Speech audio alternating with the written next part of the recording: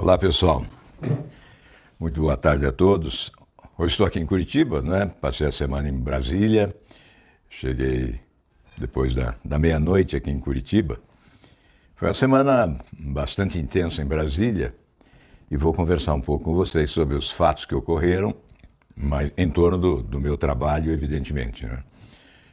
Vamos deixar de lado determinados fatos, mas acho importante destacar alguns resultados positivos desta semana de trabalho.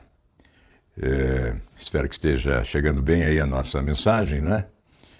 E não sei como é que está o áudio.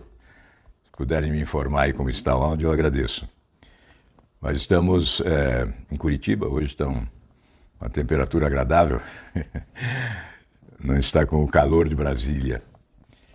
E vamos lá então, né? Eu acho que está tudo bem. Esperando aqui um pouco para ver como é que está se está funcionando o microfone aqui. Vamos lá ver. Bem, pessoal, tá ok, né? Estou vendo aí que tá ok. Então vamos lá, vamos conversar. Vocês viram que durante essa semana nós abordamos em várias oportunidades a questão das mortes por câncer e o risco que nós estávamos correndo agora de ter um incremento nesse triste e perverso itinerário de mortes provocadas por essa terrível doença do câncer. Com o IPEM informando que não produziria mais, por falta de recursos, não produziria mais os produtos indispensáveis para a pesquisa, o tratamento preventivo e a cura do câncer e outras doenças graves. Os chamados radioisótopos ou radiofármacos, que são produzidos por um monopólio estatal, em São Paulo e no Rio de Janeiro, um produto indispensável da medicina nuclear. Esse projeto que eu apresentei e que está na Câmara dos Deputados desde 2010, quebraria esse monopólio, quebrará esse monopólio e permitirá que esse produto da medicina nuclear possa ser utilizado também para aqueles que vivem em localidades mais longínquas do país, porque, como nós dissemos várias vezes, esse produto tem vida curta, aí em torno de 2 horas.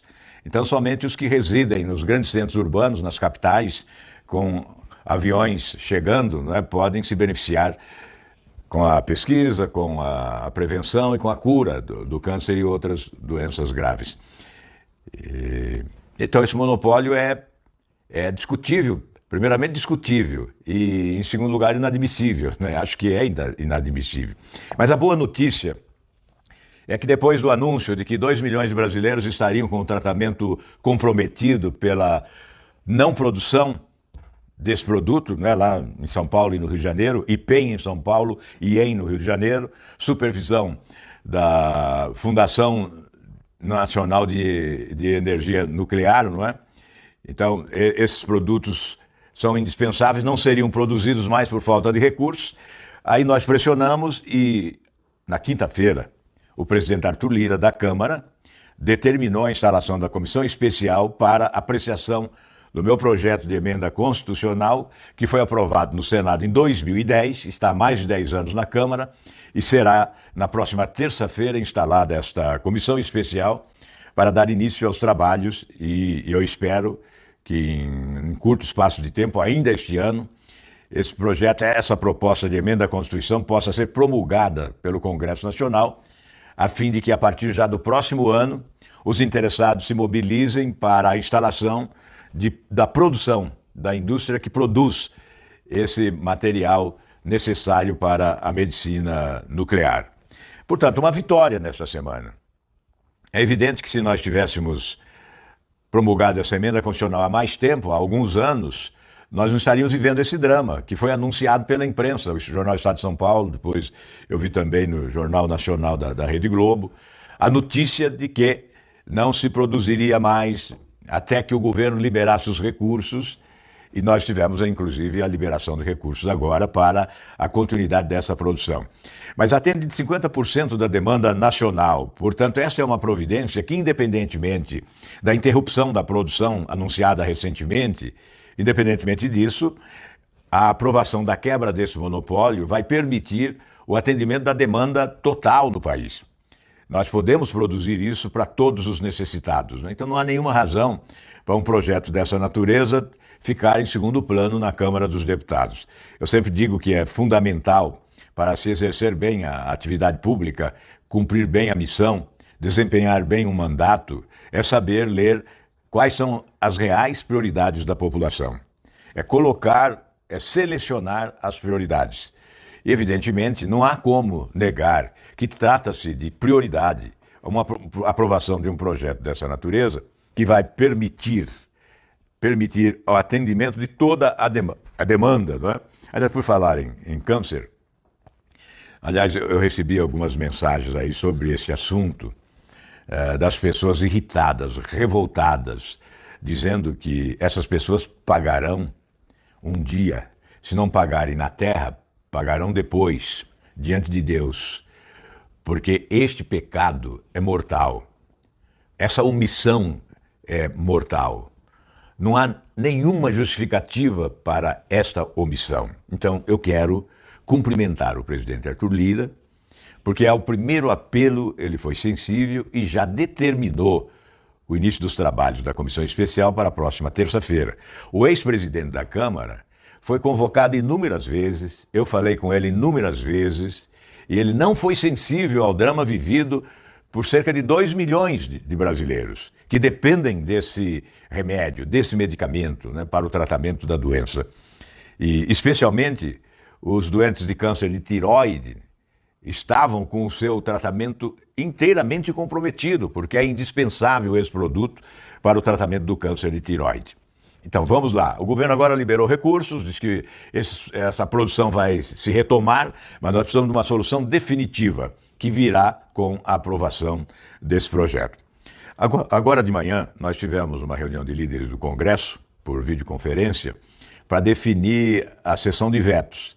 Então, o projeto do Regufe, senador Regufe do Podemos, que possibilitará o atendimento domiciliar do tratamento oral do câncer, né? O medicamento oral, para evitar que o doente tenha que sair de casa e ir até o hospital para receber o medicamento, para receber esse tratamento.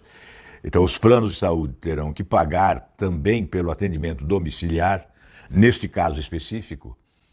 Esse projeto do Regufe, que foi aprovado Senado e Câmara, foi vetado pelo presidente da República. Então, em reunião hoje do Colégio de Líderes da Câmara e do Senado, nós aprovamos que derrubaremos esse veto. Então, faz parte de um acordo para a derrubada desse veto na próxima terça-feira. Eu quero dar os parabéns ao senador Regufe pela ideia. Ele foi assessorado por médicos também, como eu fui, neste caso do meu projeto que está na Câmara. O senador Regufe, que é de Brasília, ele foi assessorado por médicos e apresentou esse projeto. Nós brigamos bastante para que o projeto fosse colocado na ordem do dia do Senado e votado, conseguimos isso. E depois na Câmara, da mesma forma, a Câmara também aprovou. E agora nós vamos derrubar o veto. Na próxima terça-feira, vamos derrubar o veto do presidente da República e o projeto se tornará lei, com esse atendimento domiciliar sendo custeado pelos planos de saúde. Nada mais justo do que isto. A saúde do povo tem que ser a suprema lei, e essas são questões essenciais. Por essa razão, eu estou aqui hoje conversando com vocês para colocar fatos positivos da semana. Porque, infelizmente, nós não contamos com a grande mídia nacional para divulgar os fatos positivos. A divulgação se dá em torno, por exemplo, do quebra-quebra na CPI da Covid entre 2 senadores, um chamando o outro de ladrão. Então, evidentemente, picareta, vagabundo e ladrão foram as expressões, né, que nós tomamos conhecimento terem sido utilizadas num debate na CPI da Covid. Portanto, eu não fui para a tribuna e não chamei ninguém de ladrão, então não saiu a notícia, né? Agora eu estou aqui transmitindo a notícia. Evidentemente, bem menos gente vai tomar conhecimento aqui, né? É um bom número, mas ainda não suficiente. Se saísse no Jornal Nacional, é evidente que sim. No Jornal Nacional saiu que houve a interrupção da produção. Mas em nenhum momento se noticiou que há um projeto que é da autoria desse modesto senador e que está há mais de 10 anos na Câmara dos Deputados e que evitaria o problema que nós estamos vivendo hoje. Então, esta solução será definitiva. Eu quero agradecer também o Dr. Eduardo Vasconcelos, que foi o médico que me inspirou a apresentar esse projeto, e fez a sugestão e foi além. Disse que há interessados na produção e que não há nenhum risco em relação à qualidade do produto a ser produzido, porque isso será acompanhado e fiscalizado rigorosamente pelo Conselho Nacional de Energia Nuclear. Então não há nenhum risco em relação à qualidade. O que haverá é o atendimento da demanda existente do país, porque hoje apenas 50% da demanda é atendida.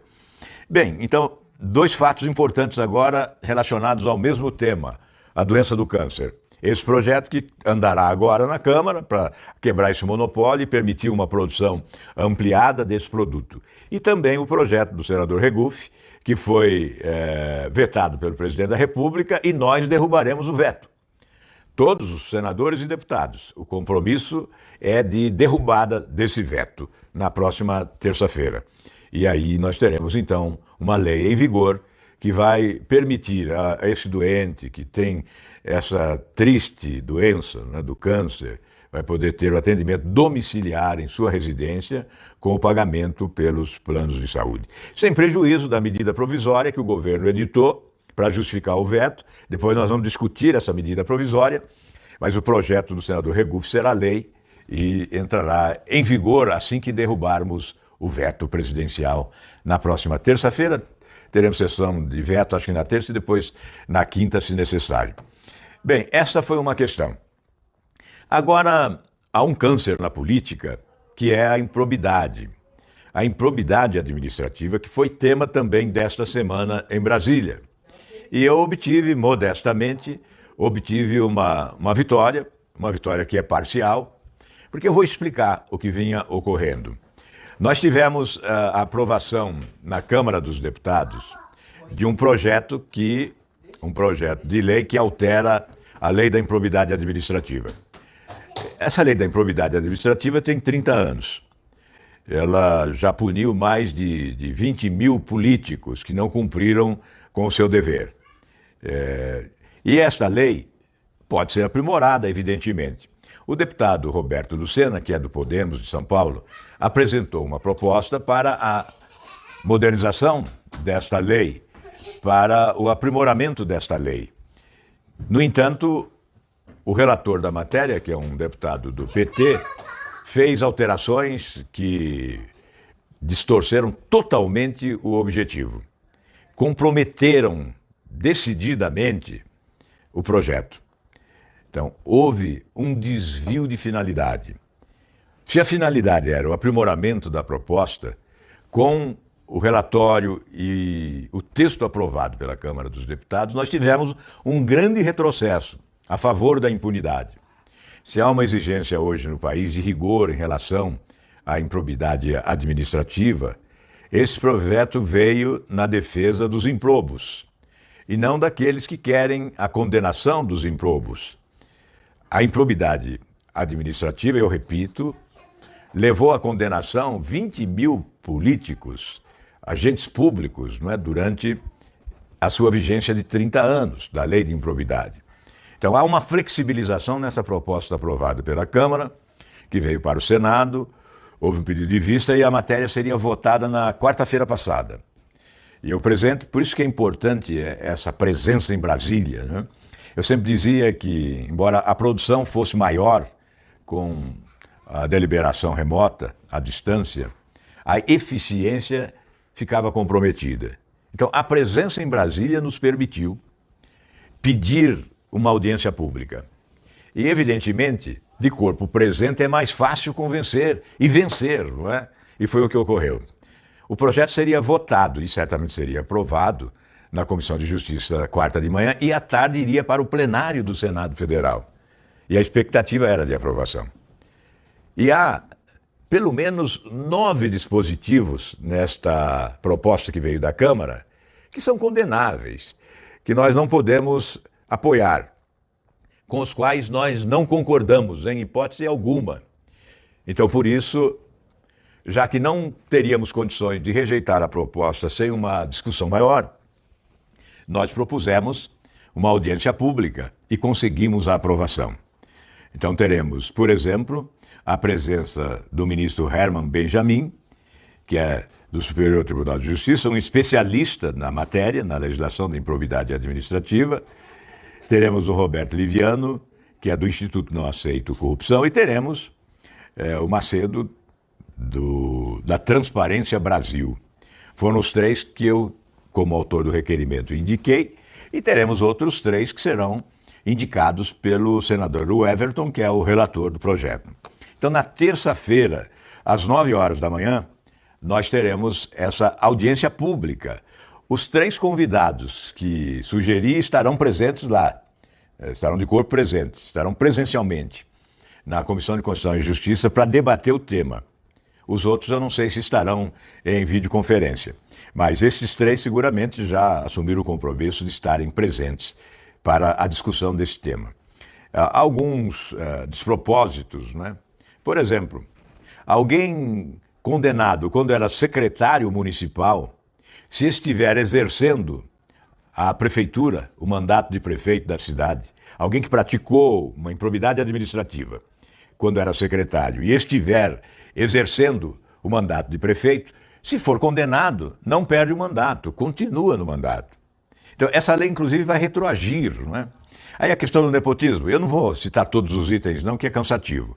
O nepotismo, para ser considerado nepotismo, terá que demonstrar que houve benefício financeiro. Mas olha, enfim, há alterações que significam um grande retrocesso, que trabalham a favor da impunidade, e nós queremos, pelo menos melhorar o projeto. Se não é possível rejeitar, vamos melhorar. Se há um mal maior, vamos pelo menos tentar um mal menor, se não for possível corrigir todas as deficiências do projeto. Enfim, essas duas matérias, essas duas vitórias, né, que são vitórias parciais, justificaram nesta semana a nossa presença em Brasília. É gratificante quando nós conseguimos sucesso, né, porque constantemente nós ficamos isolados. Por exemplo, nessa semana também tivemos a aprovação de um arremedo de reforma? Não, nem arremedo é pior do que isso. É uma mini-reforma política? Também não é mínima, não é nem mini-reforma. Então o que é? É um remendo na legislação eleitoral. É preciso distinguir bem, separar. Quando há uma reforma que beneficia o povo, que beneficia o país, que trabalha a favor do regime democrático aprimorado, separar de uma proposta oportunista, eu diria, imediatista, pragmática, né, que tem por objetivo superar alguns obstáculos legais e facilitar a vida dos que disputam eleições. Então interessa eventualmente a partidos políticos e substancialmente a candidatos, especialmente detentores de mandato, porque o corporativismo tem muita força sempre, não é? E vocês acompanham, os que acompanham sabem disso, que na véspera de todas as eleições o Congresso Nacional se reúne e anuncia que está discutindo reforma política. E não se trata de reforma política, trata-se, eu repito, de mudanças na legislação eleitoral para facilitar a vida dos que disputam e dos partidos na próxima eleição. Então, o que se discutiu é coligação, é o financiamento da campanha, enfim, a questão da cláusula de barreira, para facilitar a vida dos partidos. Discutiu-se um sistema de federação de partidos exatamente para salvar partidos pequenos que não alcancem a cláusula de barreira, os índices da cláusula de barreira, partidos que não conseguem formar uma chapa mais representativa, não é? E isso tudo é o que se discutiu. Na verdade, não houve a discussão de uma reforma política. Nós continuamos devendo esta reforma. Essa reforma é uma dívida do Congresso Nacional. Eu vou muito além disso, né? Eu considero uma dívida também do presidente da República, porque, na minha opinião, nós somos um regime presidencialista e, evidentemente, no regime presidencialista, a presidência da República tem muito poder e as reformas de profundidade só ocorrem quando o presidente da República tem interesse por elas e lidera o processo de reforma.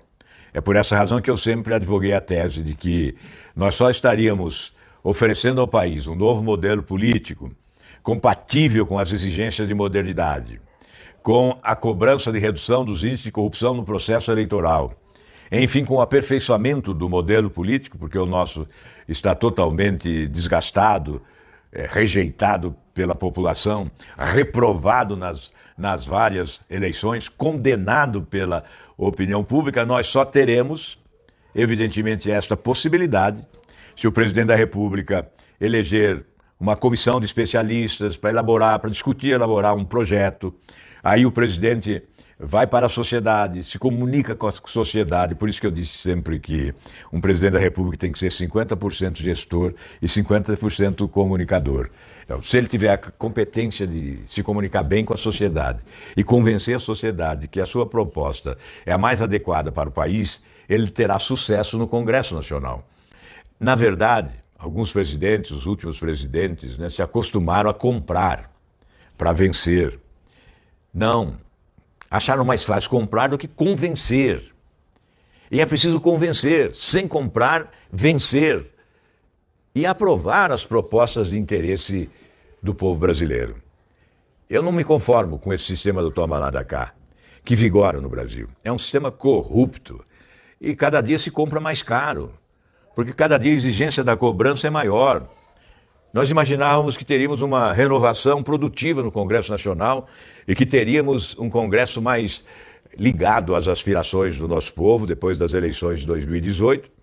E o que nós vimos foi a repetição daquela lógica do presidente Ulisses Guimarães, que quando diziam a ele: olha, presidente, esse Congresso está muito ruim.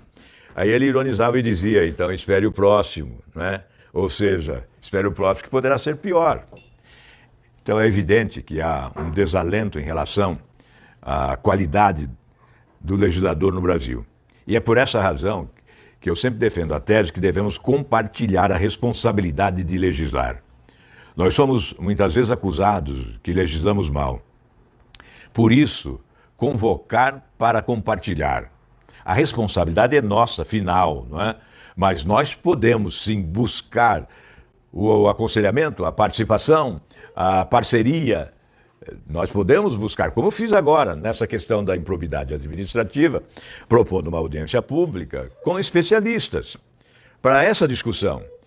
E se nós formos sensíveis àqueles que entendem do assunto e que representam a sociedade civil e que falam pela sociedade civil na sua especialidade, se nós aprendermos com esses especialistas, nós poderemos produzir uma boa legislação.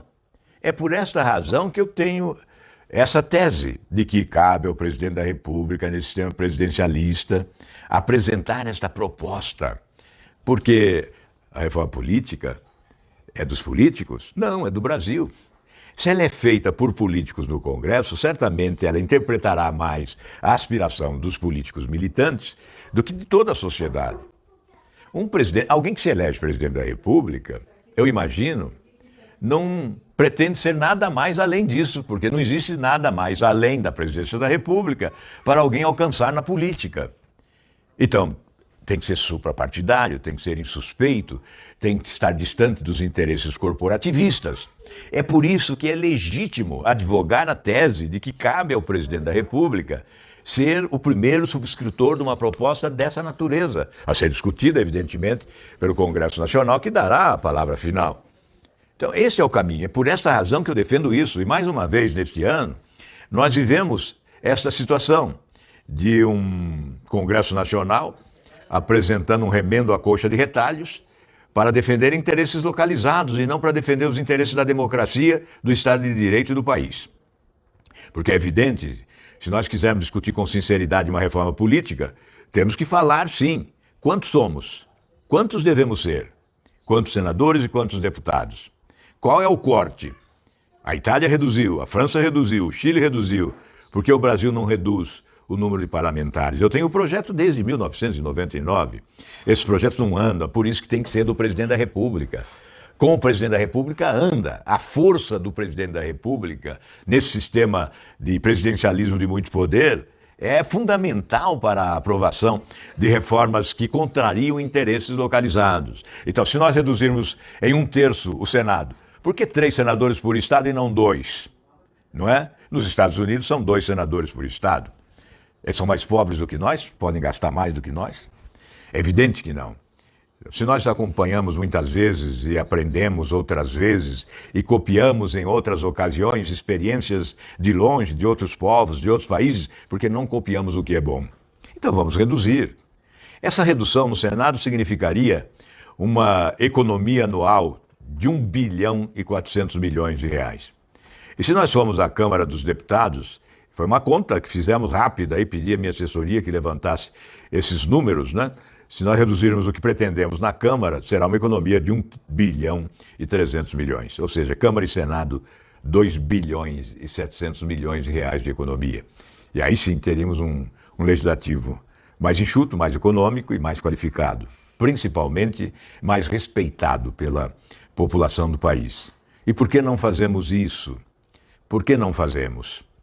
Exatamente porque o corporativismo tem muita força nesta hora. E é por esta razão, eu insisto, teria que ter a assinatura primeira, a iniciativa original do presidente da República. Vou continuar defendendo essa tese. Não digam que eu estou falando isso porque o presidente é Bolsonaro, porque eu falei isso antes, não é de hoje. Aliás, eu vou lhe contar. Quando era presidente da República, Fernando Henrique Cardoso, eu estava sem mandato, eu tinha saído do governo do Paraná. Eu não disputei a eleição e fiquei sem mandato, porque eu cumpri o meu dever até o último dia, até o último minuto, até o último segundo. Saí no dia 15 de março de 91 entregando a faixa ao sucessor e fiquei sem mandato. O presidente Fernando Henrique me chamou para conversar sobre reforma administrativa, porque nós tínhamos realizado no Paraná uma grande reforma administrativa com uma economia fundamental que nos permitiu realizar um grande programa de obras e zerar o déficit público do Estado na crise mais perversa das finanças públicas no país, durante aquele período que a inflação era de 80% ao mês. E aí o presidente Fernando Henrique me chamou para conversar sobre reforma administrativa. E eu perguntei, e a reforma política? Ele disse, a reforma política o Congresso faz. Aí eu disse, não fará. Não fará. O corporativismo não vai permitir uma reforma política de verdade que ofereça ao país um novo modelo político compatível com as exigências da nossa sociedade. E até hoje não aconteceu. Então, toda vez que se fala em reforma política, eu digo, primeiro pedir perdão para a população, porque até hoje ela não aconteceu. E depois vamos discutir, porque evidentemente discutir não faz mal, não é? Discutir não faz mal. Então, na verdade, o que se aprovou no Congresso em matéria de legislação eleitoral foi uma adaptação, uma arrumação, visando as eleições do ano que vem, e por isso a pressa. Não pudemos alterar nada, só rejeitamos as coligações no Senado, mas não pudemos propor, não pudemos acrescentar. Por exemplo, o fim da reeleição para cargo executivo. Não para os atuais mandatos, né, porque já é direito adquirido, mas para o futuro. Isso não foi discutido, muito menos, é claro, essa questão que abordei anteriormente da redução do número de parlamentares, com a economia brutal que anunciei, isso proporcionaria. Então, nós só aprovamos isso. Agora, tem lá o Código Eleitoral. Quase 900 artigos. Então, chegou esta semana no Senado e querem que aprovemos até outubro. Então, nós reunimos os líderes de todos os partidos e a decisão é que não aprovaremos até outubro. Então, não vigorará para a próxima eleição. Não vigorará. Nós vamos discutir isso até o final do ano, provavelmente. Podemos, até o final do ano, aprovar um Código Eleitoral com base no que veio da Câmara, mas certamente retornará a outra casa porque teremos alterações fundamentais. Por exemplo, a questão da quarentena de juízes, de policiais, de promotores, procuradores, que nós consideramos um abuso e, sobretudo, uma tentativa de reduzir concorrência na Câmara dos Deputados, né? Essa quarentena prolongada, que retira, subtrai um direito que tem o cidadão de concorrer no processo eleitoral. Então, isso certamente nós vamos mudar no Senado, e basta essa mudança para retornar à Câmara dos Deputados. Então, esse ano não acontece nada em relação ao Código Eleitoral. Nós estamos dizendo isso aqui com muita segurança, porque não temos tempo até outubro, e é o princípio da anuidade, né? Vigora na próxima eleição aquilo que for aprovado um ano antes dela. Então, nós não teremos mais essa possibilidade, e esse assunto vai se prolongar um pouco mais no tempo. O importante é chamar a atenção de todos para essa audiência pública de terça-feira, porque eu considero muito importante a participação, já que eu fico impressionado, mas eu não vejo grande interesse da mídia nacional numa matéria como essa. Depois, evidentemente, vem a crítica, né? O Congresso é criticado, mas essa preliminar, né? Essas ações preliminares que poderiam, inclusive, evitar o mal maior de uma aprovação indesejável, não tem divulgação. Não tem divulgação. Divulgação tem o bate-boca, né? Você é ladrão, você é picareta, você é vagabundo, aí vai para o ar, nos horários nobres da televisão, e roda assim de forma bastante vigorosa nas redes sociais. Vou acessar aqui para ver se tem algum questionamento importante que eu possa responder sempre muito educadamente a todos os que nos acompanham aqui, porque merecem da nossa parte total respeito e consideração. Estou tentando entrar aqui. Então, esses temas foram os temas cruciais nessa semana. Também houve, na reunião de líderes, uma discussão sobre a reforma tributária. Todos acompanham que há uma proposta do governo Paulo Guedes, que está aprovada pela Câmara, que altera a legislação do imposto de renda, e chegou ao Senado. Essa é a reforma tributária do Paulo Guedes, né? Altera o imposto de renda. E nós estamos discutindo no Senado uma proposta, e na verdade não anda exatamente porque não houve entendimento com o governo. Buscou-se entendimento com os estados, municípios, entidades, setor produtivo, mas não houve um entendimento com o governo, não houve apoio do governo para a aprovação da reforma tributária, com base na proposta de emenda à Constituição 110, que foi um texto elaborado pelo ex-deputado Luiz Carlos Rauli.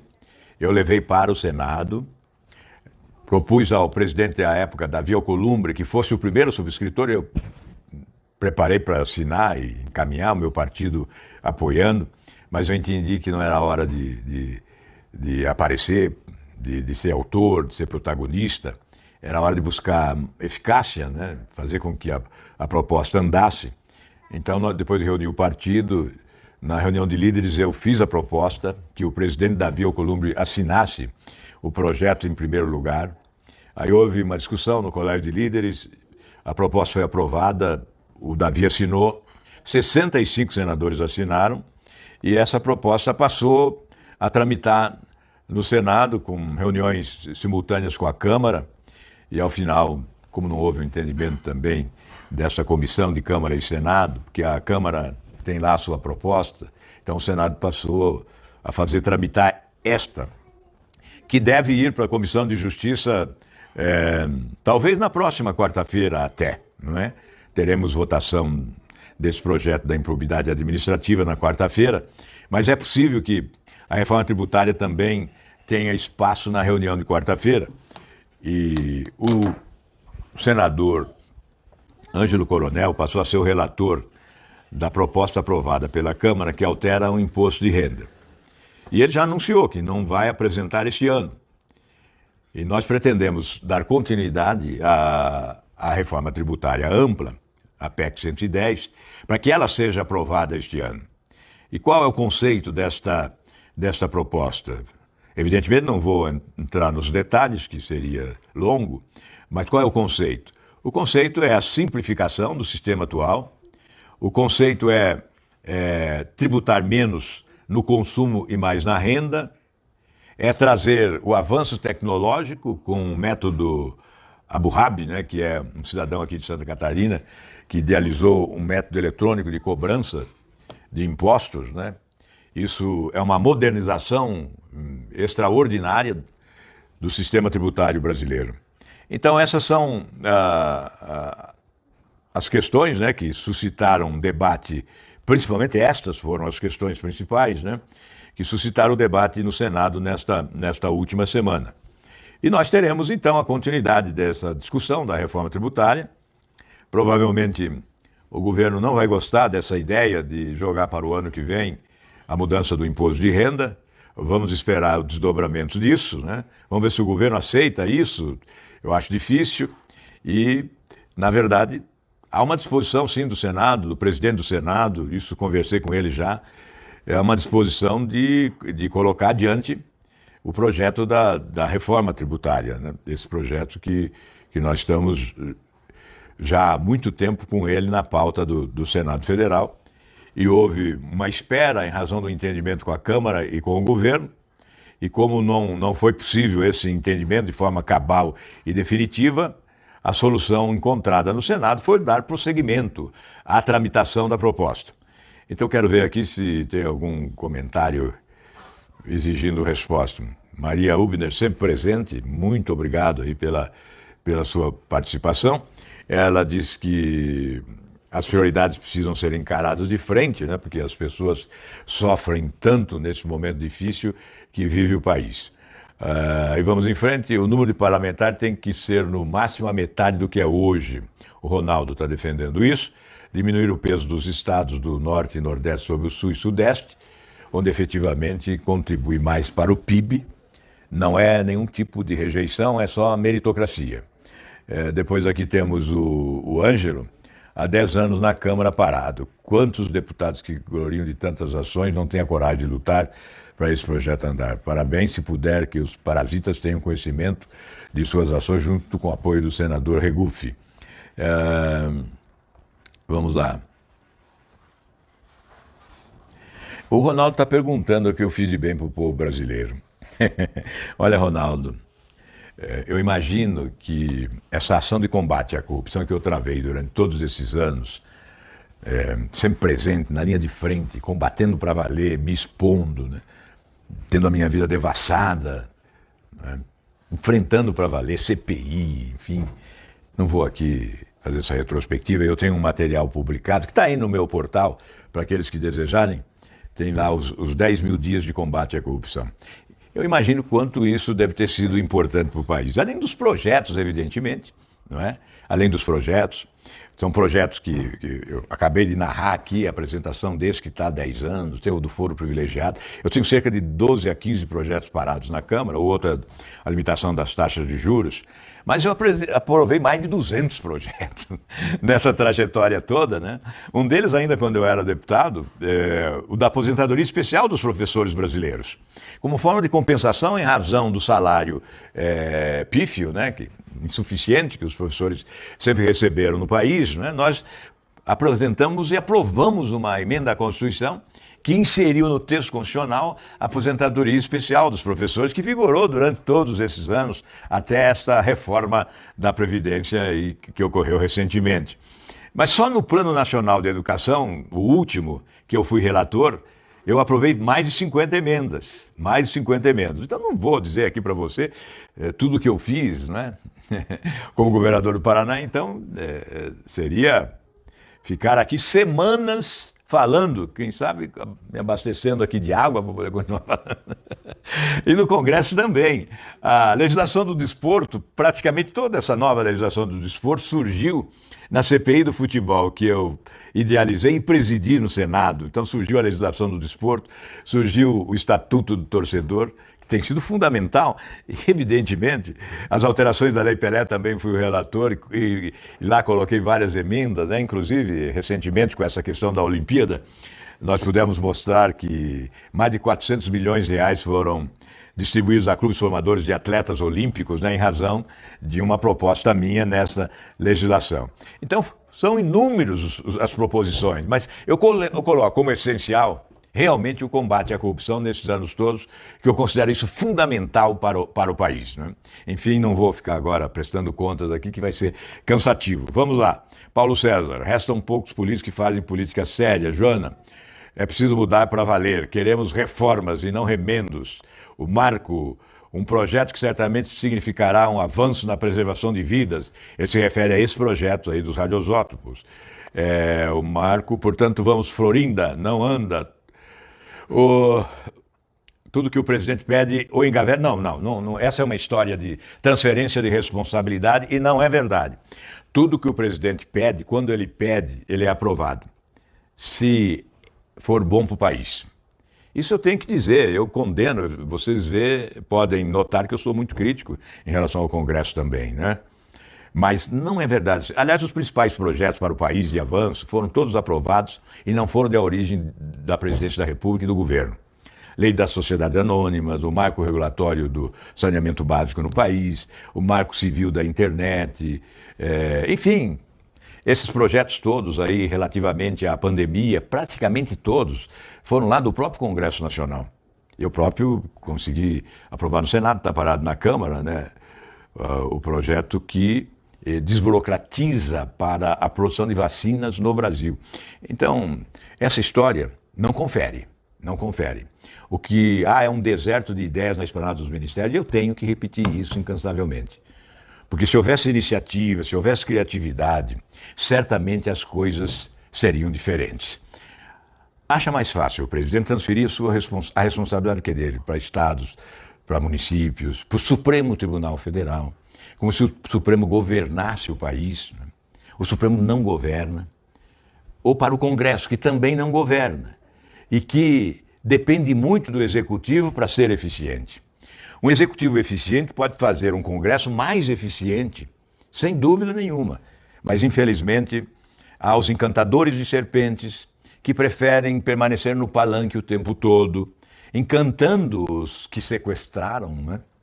Há encantadores de serpentes que produzem o fenômeno que é verificado nos sequestros, né? Que o sequestrado se apaixona pelo sequestrador. Isso ocorre no mundo do crime e tem ocorrido também no mundo da política. As pessoas são sequestradas e não se apercebem que foram sequestradas. Pela incompetência, muitas vezes, pela corrupção, outras vezes, pelo autoritarismo em outras circunstâncias. E essas pessoas se apaixonam. E aí passam a tapar os olhos. Olhos vendados para não enxergar o que realmente está acontecendo. E aceitam essas explicações ridículas de que o Supremo atrapalha, de que o Congresso atrapalha. Não é isso não é verdade. Quando alguém disputa uma eleição, deve saber que está disputando uma eleição para enfrentar dificuldades.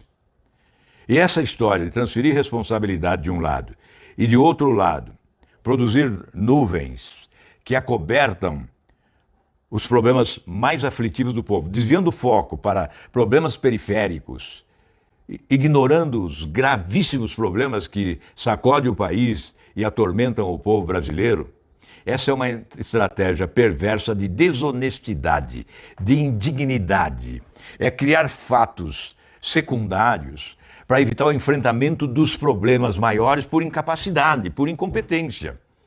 Isso não pode ficar assim. Não é possível que as pessoas não acordarão um dia para a realidade que nós vivemos no Brasil. É preciso sim saber distinguir função de um, função do outro, responsabilidade de um, responsabilidade do outro, e cobrar com o endereço certo. Mandar a cobrança para o endereço certo. É uma questão de inteligência.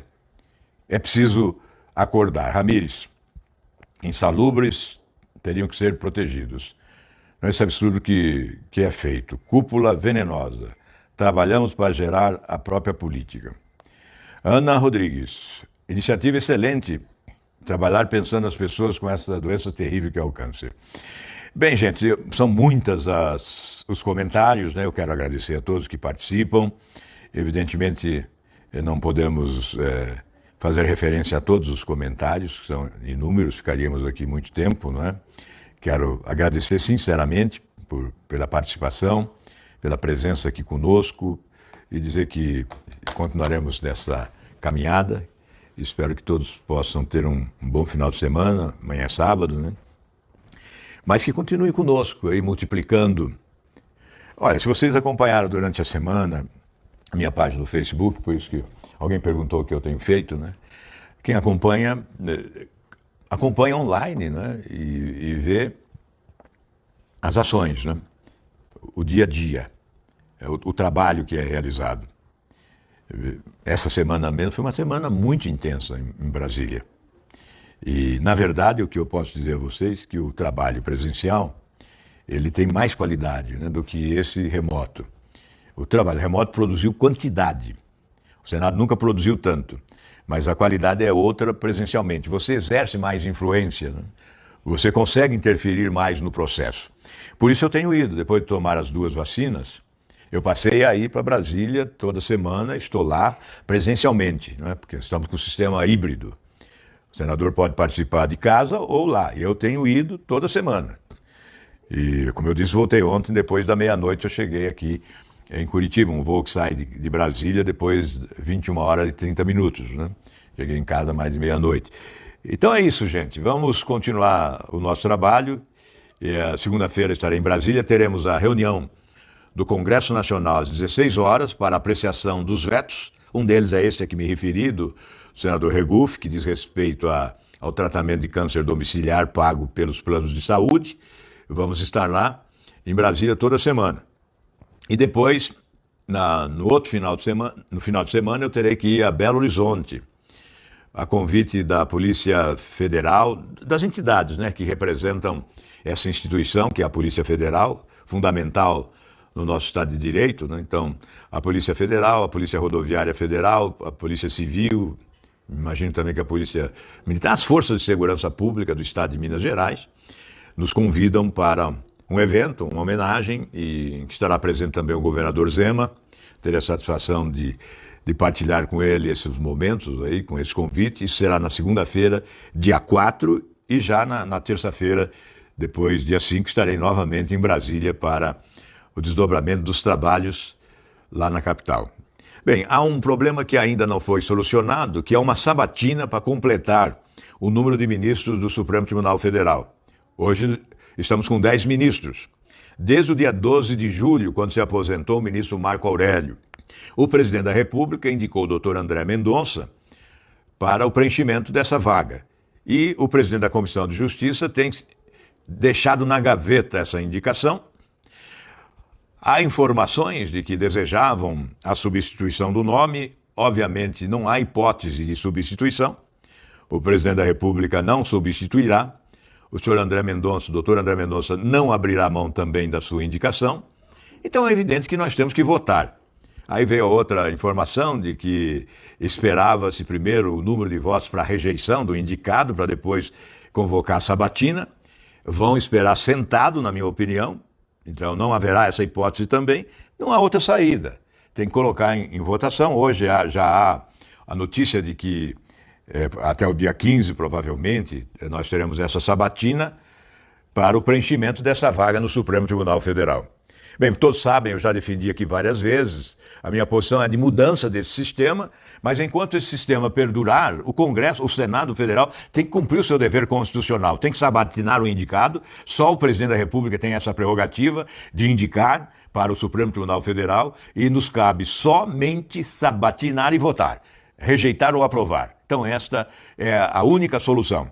Nós queremos mudar esse sistema, já falei sobre isso várias vezes, mas nesta hora o que nos resta é votar, é convocar para a sabatina o indicado doutor André Mendonça e depois submeter ao plenário do Senado Federal essa indicação. E nós vamos ter que fazer isso rapidamente. É dever do Senado Federal. Bom, gente, obrigado pela participação. Fiquem sempre conosco aí. Um grande abraço a todos e até qualquer hora aí. Um abração.